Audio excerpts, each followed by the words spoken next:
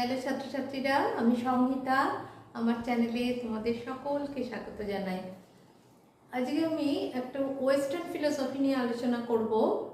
এটা হচ্ছে কিভাবে প্লেটোর দর্শনের শুরু হলো, মানে যারা প্লেটোর আইডিয়া ফর্ম বা ইউনিভার্সাল আইডিয়া, প্লেটোর যে কিভাবে ইউনিভার্সাল ফর্ম বা আইডিয়া প্লেটো ব্যাখ্যা করেছেন, সেটার জানতে গেলে তার আগে আমাদের একটুখানি কিভাবে জগতের উৎপত্তি হলো এবং কার দ্বারা প্লেটো বিশেষ করে প্রভাবিত হলেন, যে তার জন্য তিনি কিভাবে নিজের মতটা তৈরি করেছেন, সেইটা জানতে গেলে আমাদের একটু আগের থেকেই জানতে হবে। তা সেই জন্য প্লেটোর এই যে দর্শন, প্লেটোর এই দর্শনটা আমি নেক্সট দিন আলোচনা করব, কিন্তু আজকে আমি ওই জন্য কিভাবে জগতের উৎপত্তি বিভিন্ন দার্শনিকরা শুরু করেন বলা, সেইটা নিয়ে আলোচনা করব। আশা করি ভালো লাগবে তোমাদের। তা এটা হচ্ছে প্রথম যে লজিক্যাল ফিলোসফার হিসেবে মানে যাকে ধরা হয় তিনি হলেন হচ্ছে তিনি হচ্ছেন থেলস। তিনি কি বলেছিলেন যে সব কিছুর উৎপত্তি এবং বিনাশ হয় হচ্ছে জল থেকে। তার কাজেই আমাদের জলের সবচেয়ে বেশি গুরুত্ব আছে, এর থেকেই এই জগতের উৎপত্তি হয়েছে। তারপরে যিনি আসেন তিনি হলেন অ্যানাক্সিমেন্ডার। তিনি আবার বললেন যে না, জল নয়, কোনো অ্যাবস্ট্রাক্ট কিছু, মানে যেটা বিমূর্ত, যেটাকে আমরা ফর্ম চেঞ্জ করতে পারি, সেই রকম কিছু থেকে আমাদের এই জগতের উৎপত্তি হয়েছে। কিন্তু তার পরবর্তীকালে দার্শনিকরা বললেন যে যদি কোনো বিমূর্ত জিনিস থেকে হয় তাহলে আমরা জানবো কি করে। কাজেই সেই জন্য তার মতটাকে খণ্ডন করে আবার পিথাগোরাস তিনি ম্যাথমেটিক্সের কথা বললেন যে গণিতের মাধ্যমে নাম্বারের কথা বললেন, ঠিক গণিত না, তিনি বললেন নাম্বারের কথা, যে সংখ্যা কখনো ভুল হয় না, আমরা এই সংখ্যার মাধ্যমেই জগতের উৎপত্তির ব্যাখ্যা করতে পারি। তো এই প্লেটো কিন্তু পিথাগোরাসের মাধ্যমে কিছুটা প্রভাবিত হয়েছিলেন। এরপরে আসেন হচ্ছে হেরাক্লাইটাস। হেরাক্লাইটাস বলেন তা নয়, জগতের উৎপত্তি আমাদের হয়েছে, জগৎ হচ্ছে পরিবর্তনশীল, সব সময় জগতে পরিবর্তন হচ্ছে। এই ধরো তুমি একটা জলের মধ্যে যে দাঁড়াচ্ছ, সে জলটা কিন্তু বয়ে যাচ্ছে, মানে তুমি যে জলে আগে দাঁড়িয়ে আছো পরের কিন্তু সেই জলটা নেই, তখন আবার অন্য একটা ফ্লো চলে আসছে। তার কাজেই এইটা কিন্তু সব কিছুই জগতে পরিবর্তন হচ্ছে। ধরো তুমি একটা কোনো ক্লাসে গেলে, সেখানে তুমি যখন গেছিলে, সেখানে যখন তুমি পড়াগুলো আয়ত্ত করলে, তখন তো আগের তুমি আর পরের তুমি তো এক থাকলে না, তখন তোমার নলেজ অনেক বেড়ে গেছে। তার কাজেই সবসময় পরিবর্তন হচ্ছে, এইটা কিন্তু এই হেরাক্লাইটাস এইটা মনে করেছিলেন।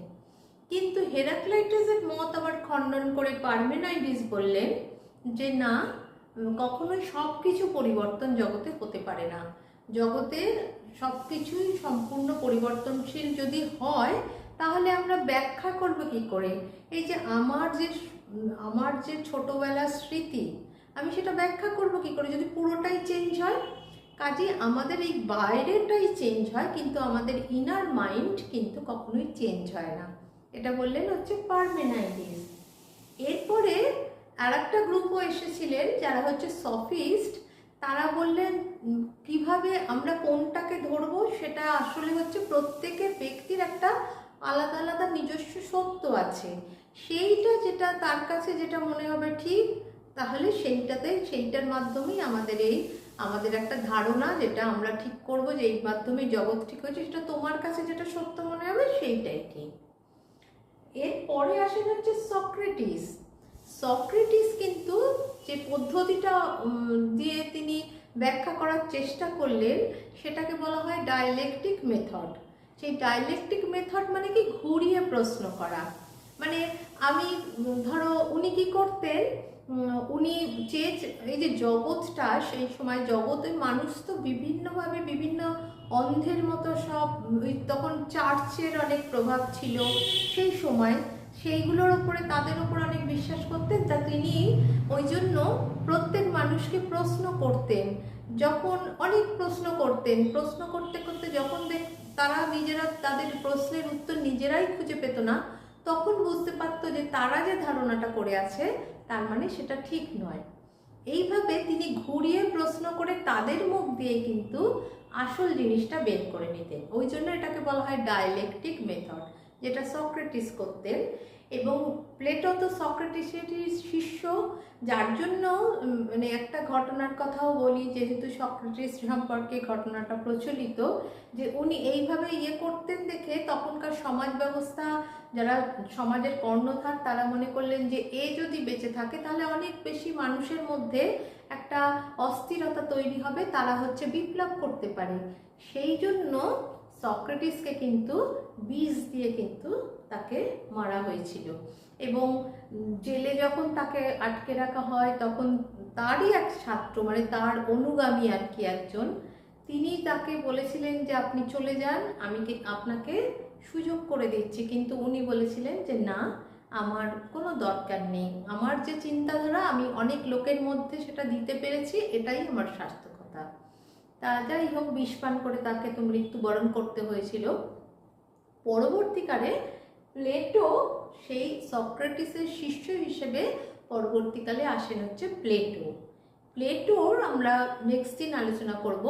প্লেটো কিন্তু এই যে হেরাক্লাইটাস, পারমেনাইডিস, সক্রেটিস সবার ধারণাটা গ্রহণ করে তিনি কিন্তু তার একটা নিজের মত প্রতিষ্ঠা করেছিলেন।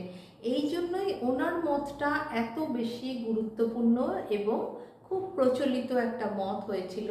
মানে তিনি ধারণা সম্পর্কে যে কথা বলেছেন, আমরা আইডিয়াবাদ সম্পর্কে বা ফর্ম সম্পর্কে, সেগুলো নিয়ে আমরা নেক্সট দিন আলোচনা করব। এটা তোমাদের একটা আইডিয়া দেওয়ার দরকার, কারণ না হলে কিভাবে প্লেটোর ধারণাটা এলো সেটা কিন্তু আমরা বুঝতে পারবো না। ঠিক আছে, আজ তাহলে এই পর্যন্তই। ভালো লাগলে অনুরোধ রইল লাইক করার এবং চ্যানেলটা সাবস্ক্রাইব।